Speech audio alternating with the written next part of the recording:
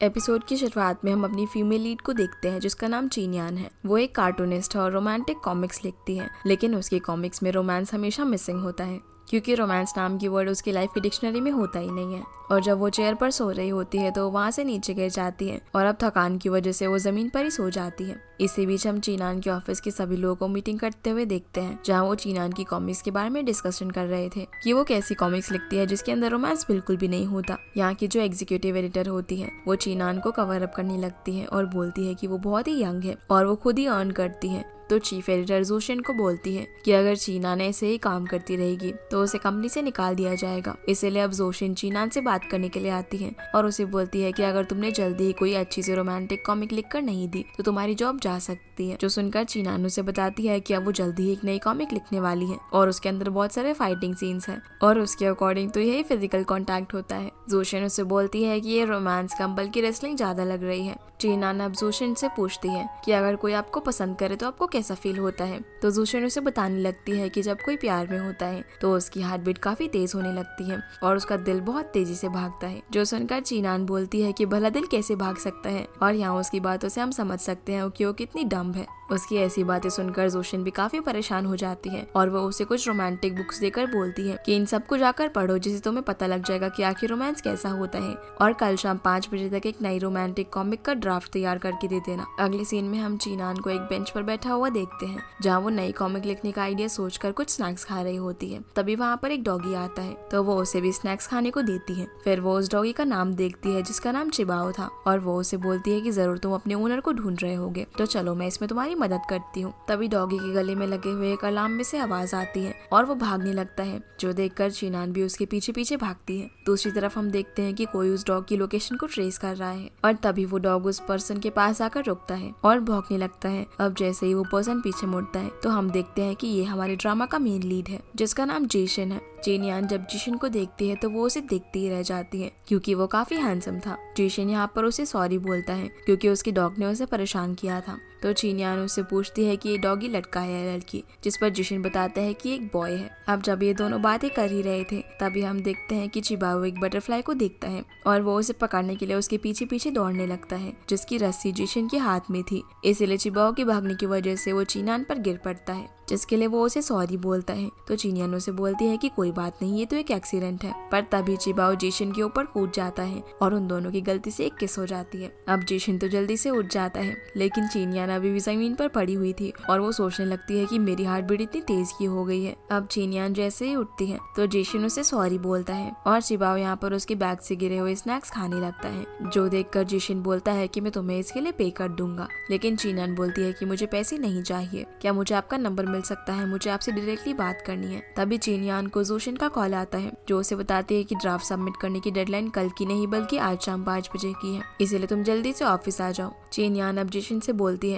कि वैसे तो ये कुछ ज्यादा जल्दी हो गया है, लेकिन क्या आप मेरे लिए एक फेवर कर सकते हैं, मुझे जरा कुछ इंपॉर्टेंट काम आ गया है और प्लीज आप मेरा थोड़ी देर के लिए यहीं पर वेट कीजिएगा, मैं आपसे थोड़ी देर में आकर मिलती हूँ। अब इससे पहले कि जेसन कुछ बोल पाता चीनयान वहाँ से भागकर चली जाती है। जैसे ही वो ऑफिस पहुँचती है तो जोशन उससे पूछती है कि क्या तुमने काम शुरू कर दिया। तो चीनयान बोलती है कि नहीं, लेकिन वो मेरे दिमाग में है। ये बोलकर वो फटाफट से जाकर ड्राफ्ट तैयार करने लगती है। दूसरी तरफ हम जेसन को देखते हैं जो कि सच में चीनयान की बात मानकर वहीं पर उसका वेट करने लगता है, पर तभी उसे किसी का कॉल आता है और उसे जाना पड़ता है। इसीलिए वो एक पेपर पर अपना नाम और नंबर लिखकर वहाँ से चला जाता है, लेकिन हम देखते हैं कि उसके जाते ही वो पेपर वहाँ से उड़ जाता है। अब हम फिर से चीनयान को देखते हैं जिसने बहुत ही जल्दी एक नया ड्राफ्ट तैयार कर लिया था और उसने उसी इंसिडेंट की ड्राइंग की थी जो अभी अभी उसके साथ हुआ था, जिसकी इतनी अच्छी ड्राइंग देखकर जोशन भी काफी हैरान हो जाती है और बोलने लगती है कि चीनयान तुम्हें क्या हो गया है, तुमने इतनी जल्दी अपना स्टाइल कैसे बदल लिया। जो सुनकर चीनयान शर्माते हुए बोलती है कि आपने अभी अभी जो दिल धड़कने की बात कही थी वो सब मैं फील करके आ रही हूँ। जोशन उससे बोलती है जिसका मतलब ये तुमने जो ड्राफ्ट तैयार किया है उसमें जो दिख रहा है वो सब असली है और तुम्हारे साथ हुआ है, जिस पर चीनयान हाँ बोलती है। जो सुनकर जोशन खुश हो जाती है और इस ड्राफ्ट को पब्लिक करने के लिए बोलकर वो उसे उस पर्सन से मिलने के लिए बोलती है। तभी चीनयान को याद आता है कि उसने जेसन को लेक के पास रुकने के लिए कहा था, इसलिए वो भागती हुई वहाँ पर पहुँचती है, लेकिन तब तक जेसन वहाँ से जा चुका था। चीनयान को अब जोशन का कॉल आता है जो उससे पूछती है कि क्या तुम उस पर्सन से मिली, पर चीनयान उसे मना कर देती है। तो वो उसे बोलती है कि तुम्हें कुछ भी करके उस पर्सन को ढूंढना होगा। इसीलिए चीनयान वही बेंच पर बैठकर प्रे करने लगती है कि वो पर्सन सिटी से बाहर ना जाए। फिर हम जेशिन को देखते हैं जो कि अपने दोस्त से जाकर मिलता है जिसका नाम शाओजू है। वो उसे बताता है कि तुम्हारे दादाजी ने तुम्हारे लिए बहुत सारी ब्लाइंड डेट फिक्स करके रखी हुई है, इसलिए तुम अब उनसे मिलने की तैयारी करो। लेकिन जेशिन उसे बताता है कि मुझे अभी शादी नहीं करनी। तो शाओजू बोलता है कि तुम्हारे दादाजी तो मानने से रहे, जब तक तुम्हारी गर्लफ्रेंड नहीं बनेगी तब तक वो चैन से नहीं बैठेंगे। और क्या तुम्हें याद भी है कि तुम कब किसी लड़की के करीब गए थे? तो जेशिन बोलता है कि हाँ, बस अभी दोपहर को ही, और हमने तो किस भी किया। जो सुनकर शाओजू से बोलता है कि क्या तुम उसे प्यार करते हो? तो जेशिन उसे जवाब देता है कि मैं ये सब प्यार व्यार में इंटरेस्टेड नहीं हूँ। जिसके बाद हम चीनयान को देखते हैं जो कि अपने 2 दोस्तों के साथ एक रेस्टोरेंट में बैठी हुई थी और उन्हें आज उसके साथ जो कुछ भी हुआ वो सब के बारे में बताती है।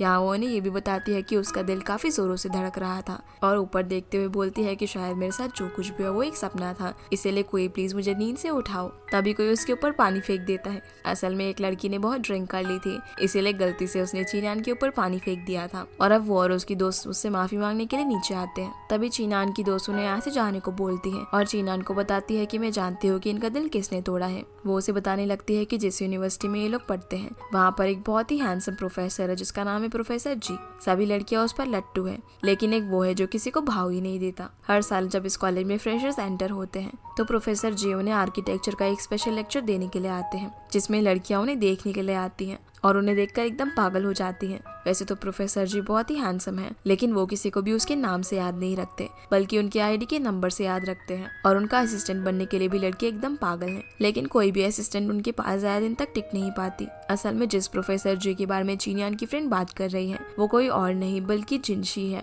जिससे आज चीनियान सुबह मिली थी। और फिर उसका दोस्त भी अपने बॉस के बारे में बातें करने लगता है क्योंकि वो भी उसी की फर्म में ही काम करता था। अब चीनियान को आइडिया आता है, इसलिए वो रात में अपने सोशल मीडिया पर पोस्ट कर देती है कि उसका 5 साल का गोल्डन रिट्रीवर गुम गया है और उसके साथ एक हैंडसम सा पर्सन भी था, इसीलिए अगर किसी को भी इनके बारे में कोई इन्फॉर्मेशन मिले तो मुझे जरूर बताना, उस पर्सन को इनाम दिया जाएगा। चीनान ये अपने सोशल मीडिया पर पोस्ट करके सो जाती है। अगली सुबह जब चीनान उठती है तब उस पोस्ट पे उसे किसी का रिप्लाई मिलता है जिसने उसे बताया था कि उस पर्सन और उस डॉगी को किसी ने चुनमिंग यूनिवर्सिटी में देखा है, इसलिए वो तैयार होकर वहाँ पर चली जाती है। चीनियान अब जब जेशन को ढूंढ ही रही थी तभी उसे एक लड़की मिलती है जो कि चोरी चुपके किसी की फोटोज क्लिक कर रही थी। तो वो उससे जाकर पूछने लगती है कि क्या तुमने किसी हैंडसम से लड़के को एक गोल्डन रिट्रीवर डॉग के साथ देखा है? तो वो लड़की बोलती है कि हाँ, मैं तो यहाँ सभी को जानती हूँ और तुम मुझे ये बताओ कि तुम्हें उस पर्सन से क्यों मिलना है। असल में ये लड़की समझ गई थी कि चीनान प्रोफेसर जी के बारे में बात कर रही है, इसीलिए वो उससे पूछती है कि क्या तुम दोनों के बीच में कुछ हुआ है। तो चीनियान सीधा सीधा उसे बता देती है कि हम दोनों ने किस किया है। जो सुनकर वो लड़की शॉक हो जाती है।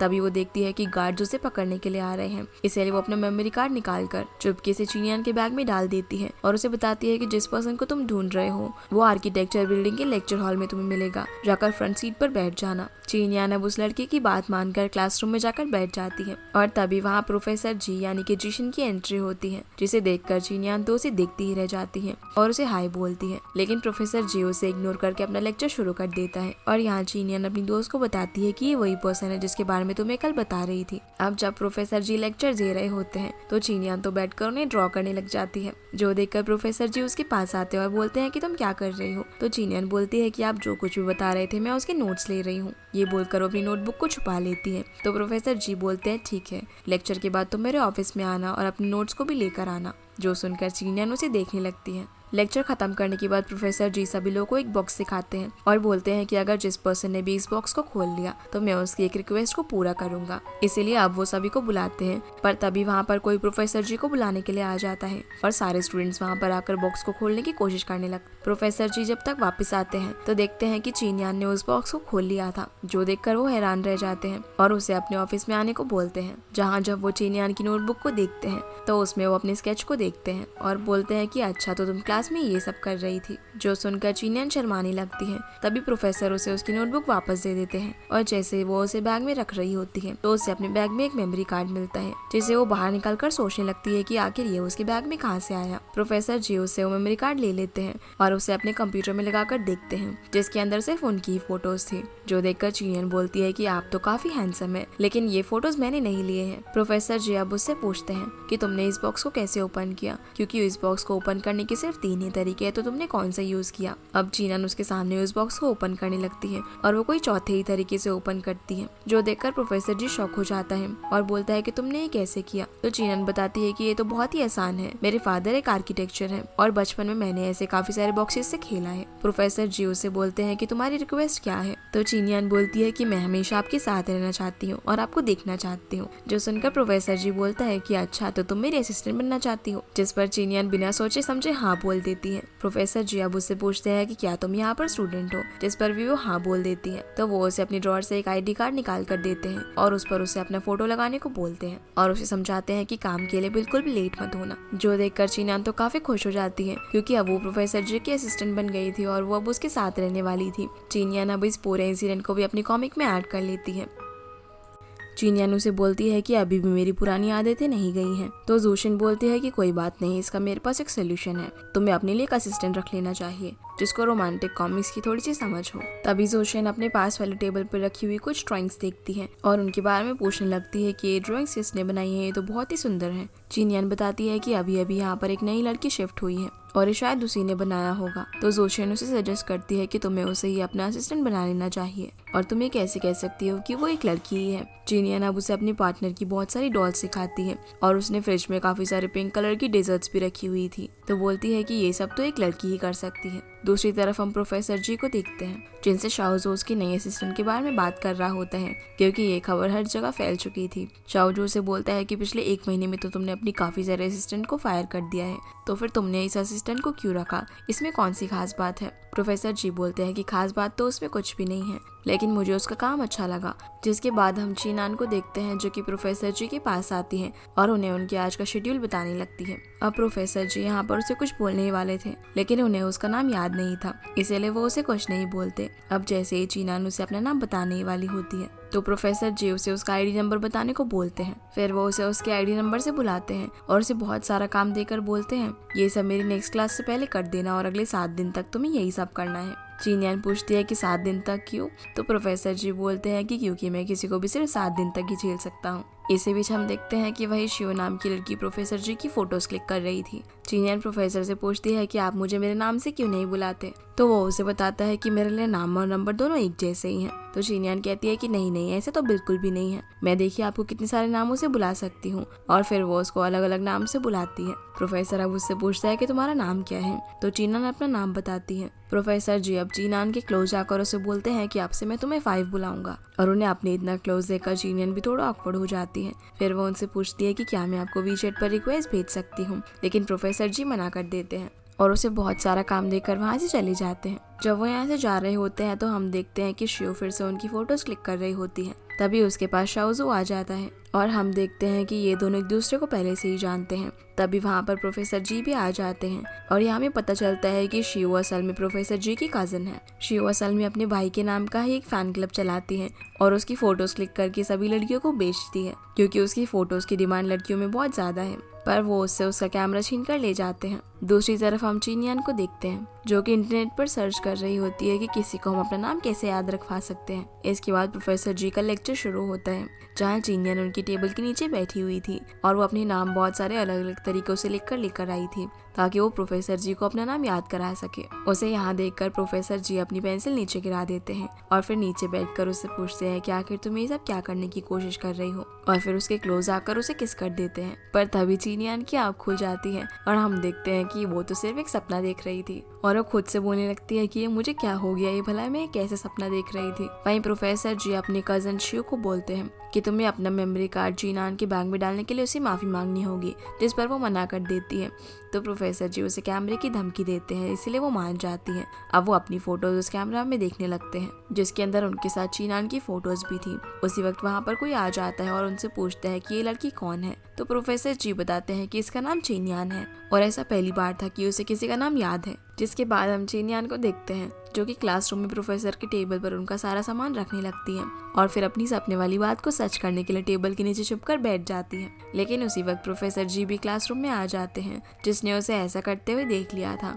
इसलिए वो उसके पास आकर बोलते हैं कि तुम यहाँ पर क्या कर रही हो। तो चीनियान बिल्कुल अपने सपने की तरह ही उन्हें प्रणाम दिखाने लगती है। ये देखकर जब प्रोफेसर जी का कोई रिएक्शन नहीं होता तो वो उन्हें बोल देती है कि वो तो यहाँ पर बस ऐसे ही कुछ ढूंढ रही थी। तो प्रोफेसर उसे उसकी सीट पर जाकर बैठने को बोलते हैं, जहाँ जाकर चीनियान सोचने लगती है कि इन 7 दिनों में चाहे कुछ भी हो जाए, मैं प्रोफेसर जी को अपना नाम याद करवा कर ही रहूंगी, जिसकी तैयारी वो आज से ही शुरू कर देती है। उसने अपनी टी शर्ट पर अपना नाम लिख लिया था। जब भी प्रोफेसर उसे बुलाते थे तो वो उनके सामने जाकर खड़ी हो जाती थी। वो उनके कॉफी पे, उनके खाने पे, यहाँ तक कि उनके कंप्यूटर के वॉलपेपर पर भी अपना नाम और फोटो लगा देती है, जो सुनकर प्रोफेसर जी काफी परेशान हो जाते हैं। लेकिन वो अब भी उसका नाम नहीं लेते। लेकिन चीनियान अभी भी हार नहीं मानती। अगले दिन जब चीनियान कॉलेज आती है तो वहाँ उसे जिन से पता चलता है कि प्रोफेसर जी तो अपने घर चले गए हैं, क्योंकि उनकी एक आर्किटेक्चर फर्म भी है और यहाँ तो वो सिर्फ वेकेशन पर 1 महीने के लिए आए थे। चीनियान उससे पूछती है कि अब वो वापस कब आएंगे, तो जिन बताती है कि वो 6 दिन बाद आएंगे। जो सुनकर चीनियान सोचने लगती है कि उसके पास भी सिर्फ 6 ही दिन है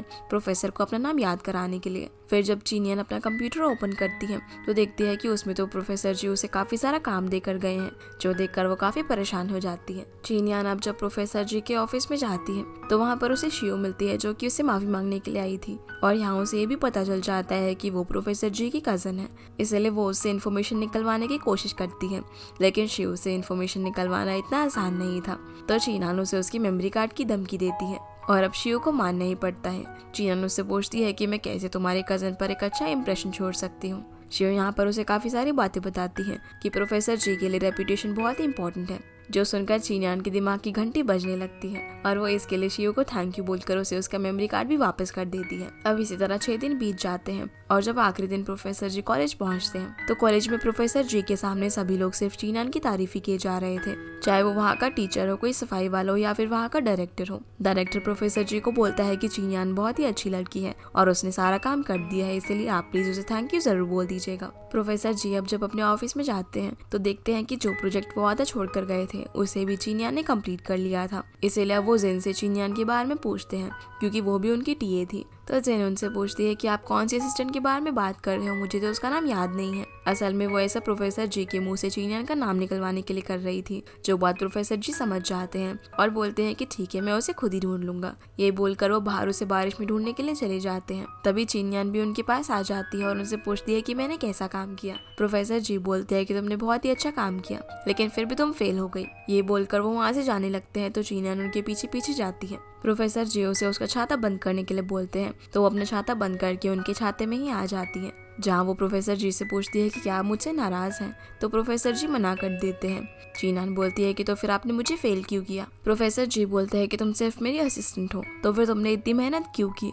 जैसे ही मैंने आज कैंपस में कदम रखा तब से हर जगह सिर्फ तुम्हारे ही चर्चे हो रहे थे और हर एक पर्सन के मुंह से मैंने सिर्फ तुम्हारा ही नाम सुना। क्या तुमने ये सब अपना नाम मुझे याद रखवाने के लिए किया है। ये सुनकर चीनियान पूछती है कि क्या मेरे एफर्ट्स का कोई फायदा हुआ। तभी वहाँ से गुजर रही एक कार उन पर पानी फेंक कर चली जाती है, लेकिन प्रोफेसर जी छाता नीचे कर लेते हैं, जिससे वो दोनों बच जाते हैं। पर तभी एक और गाड़ी वाला उन पर पानी उड़ाकर चला जाता है और इस बार वो दोनों भीग जाते हैं। ये दोनों अब यूनिवर्सिटी आते हैं, जहाँ लॉकर रूम का दरवाजा लॉक था, क्योंकि जिन उसे लॉक करके चली गई थी। चीनियान बोलती है कि मेरे कपड़े तो लॉकर रूम में ही हैं, इसीलिए अब प्रोफेसर जी उसे अपने कैबिन में लेकर आते हैं। तो चीनियान कहती है कि सभी स्टाफ घर चले गए हैं, तो क्या हमारा यहाँ इस तरह अकेले रहना ठीक होगा। जिसके ऐसा बोलने पर प्रोफेसर जी उसे घूरने लगते हैं। तो चीनियान बोलती है कि नहीं नहीं, मेरा वो मतलब नहीं था। तभी उन्हें किसी के कदमों की आवाज सुनाई देती है, इसीलिए प्रोफेसर जी उसका हाथ पकड़कर उसे अंदर खींच लेते हैं। फिर वो उसे चेंज करने के लिए कुछ कपड़े देते हैं, जो देखकर चीनियान बोलती है कि क्या हम दोनों एक साथ चेंज करेंगे।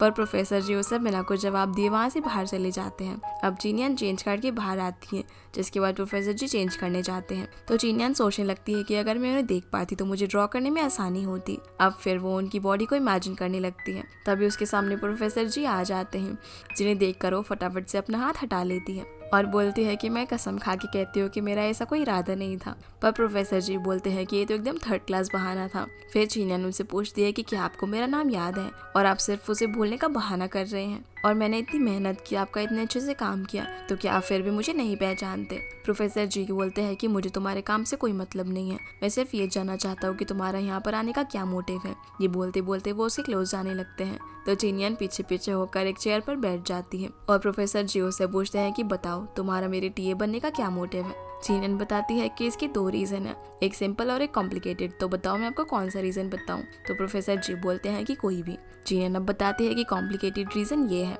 कि मुझे आपसे लव एट फर्स्ट साइट हो गया है और मैं हमेशा आपके साथ रहना चाहती हूँ और आपको ऑब्जर्व करना चाहती हूँ। और सिंपल रीजन ये है कि मुझे आपकी जरूरत है। जो सुनकर प्रोफेसर जी बोलते हैं कि क्या तुम हमेशा अपना लव इस तरीके से कन्फेस करती हो, और अच्छा होगा अगर तुम मुझे सब कुछ सच सच बता दो। तो चीनियन बोलती है कि यही सच है। तो प्रोफेसर जी से बोलते हैं कि मैं तुम्हें फायर करता हूँ, क्योंकि मेरे साथ कोई भी ऐसा पर्सन नहीं रह सकता जिसके इरादे बुरे हों। चीनियन उसे पूछने लगती है कि मेरे कौन से इरादे बुरे हैं। प्रोफेसर जी उसे बताने लगते हैं कि पहले तो तुम मेरी क्लास में आई, जिसके बाद तुम मेरे असिस्टेंट बन गए और पूरे स्टाफ का ब्रेन वॉश कर दिया, फिर तुमने मुझे पानी में भिगा दिया। तुम्हारे पास छाता था लेकिन फिर भी तुमने ऐसा होने से नहीं रोका। जो सुनकर चीनियन को बहुत ही गुस्सा आ जाता है और वो उसे बोलती है कि हमारी केस तो चिबाओ की वजह से हुई थी, तो बताओ मेरे इरादे इविल कैसे हुए। ये सब बोलते हुए वो प्रोफेसर जी की तरफ जाने लगती है, तभी उसका पैर फिसल जाता है और वो एकदम से ही प्रोफेसर जी के ऊपर आकर गिरती है। उसी वक्त वहाँ पर प्रोफेसर जी के ग्रैंडपा आ जाते हैं, जो कि इन दोनों को इस तरह से देख लेते हैं। ग्रैंडपा प्रोफेसर जी से बोलते हैं कि क्या तुम अपनी स्टूडेंट को डेट कर रहे हो।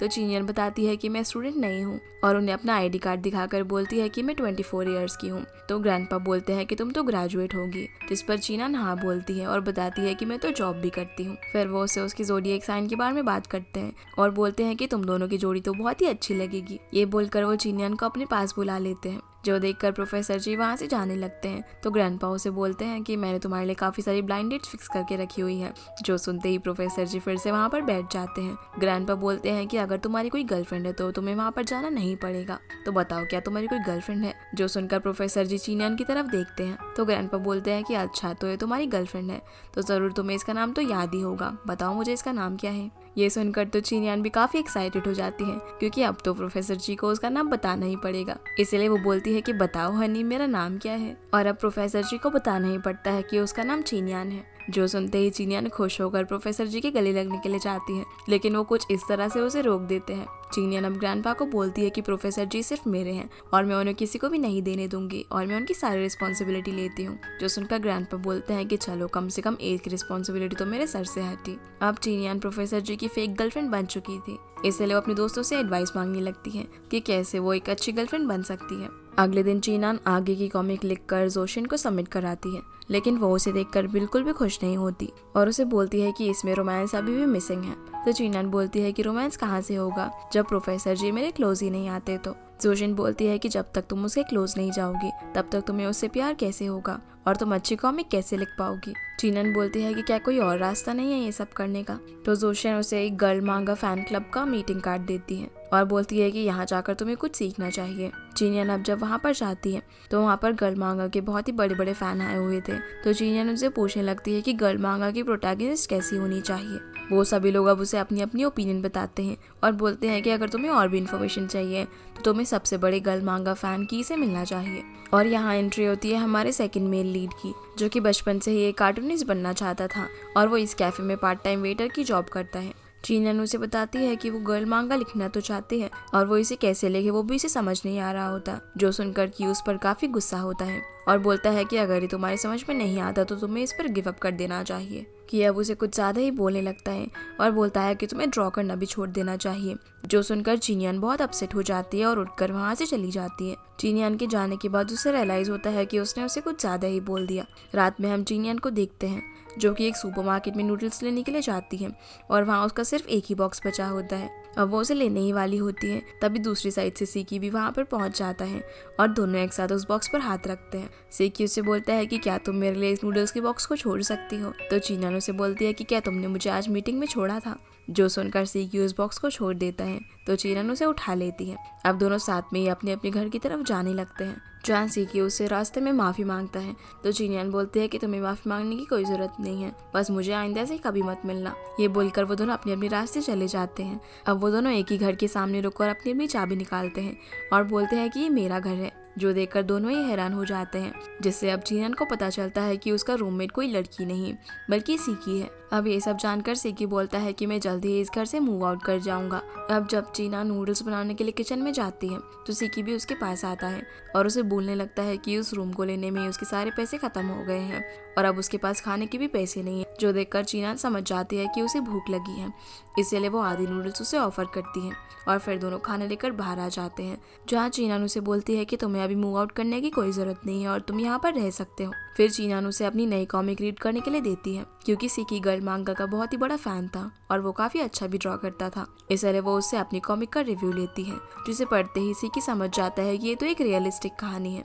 चिनयान उसे बताती है कि ये कहानी मेरी एक दोस्त की है। सिकी उसे बताता है कि तुम्हारी कॉमिक में रोमांस तो दूर दूर तक नहीं है और अगर तुम्हें एक अच्छी गर्ल मांगा लिखनी है तो तुम्हें 2 चीज़ों की ज़रूरत होगी। पहला, एक्सपीरियंस, जो कि तुम्हारे पास नहीं है, तो तुम्हें दूसरा चूज करना चाहिए। वो है कि तुम्हें इस कहानी में खुद को इन्वॉल्व करना होगा, जिसके लिए तुम्हें कहानी के मेन लीड से प्यार करना होगा, तभी तुम बहुत ही अच्छी मांगा लिख पाओगी। पर चिनयान को अब भी कुछ समझ नहीं आता, इसीलिए सिकी उसे आइडिया देता है कि तुम मेकअप करके और अच्छे से कपड़े पहन के इस मेल लीड के सामने जाना, तो वो तुम्हें देखकर तुम्हारी तारीफ किए बिना बिल्कुल भी नहीं रह पाएगा। इसीलिए चिनयान ऐसा ही करती है और प्रोफेसर जी के सामने एकदम तैयार होकर जाती है, लेकिन जैसा उसने सोचा था वैसा तो कुछ भी नहीं होता। जो देखकर चिनयान अब तरीका अप्लाई करती है और प्रोफेसर जी के सामने जाके उन्हें सीधा बोल देती है कि professor ji, I like you. Professor ji बोलते हैं कि ये तो तुमने पहले भी कहा था, तो चिनयान कहती है कि मैं आपके दिल में रहना चाहती हूँ। जो सुनकर प्रोफेसर जी उसे खुद से थोड़ा दूर रहने के लिए बोलते हैं और फिर वो उसे अपनी आंखें बंद करने को बोलकर उसकी फेवरेट चीज के बारे में सोचने को बोलते हैं, तो चिनयान फ्राइड चिकन के बारे में सोचने लग जाती है। जो देखकर प्रोफेसर जी बोलते हैं कि देखा, तुम्हें मुझसे ज्यादा फ्राइड चिकन पसंद है, इसीलिए अब तुम यहाँ से चली जाओ और मैं लाइब्रेरी जा रहा हूँ। लाइब्रेरी में जाकर भी चिनयान हार नहीं मानती और सिकी के दिए हुए आइडियाज को ट्राई करने लगती है। फिर वो खुद ही प्रोफेसर जी को दीवार के सहारे ब्लॉक करने की कोशिश करती है, लेकिन उसके पैर में दर्द होने लग जाता है और एक के बाद एक उसके सारे आइडियाज इस तरह फेल हो जाते हैं। इसीलिए प्रोफेसर जी उससे परेशान होकर उसे कुछ बुक्स देते हैं और उसे किसी दूसरे टीचर को जाकर देने के लिए बोलते हैं। साथ ही वो उसे अपना कार्ड देते हुए बोलते हैं कि वापस आते हुए फ्राइड चिकन लेकर आना।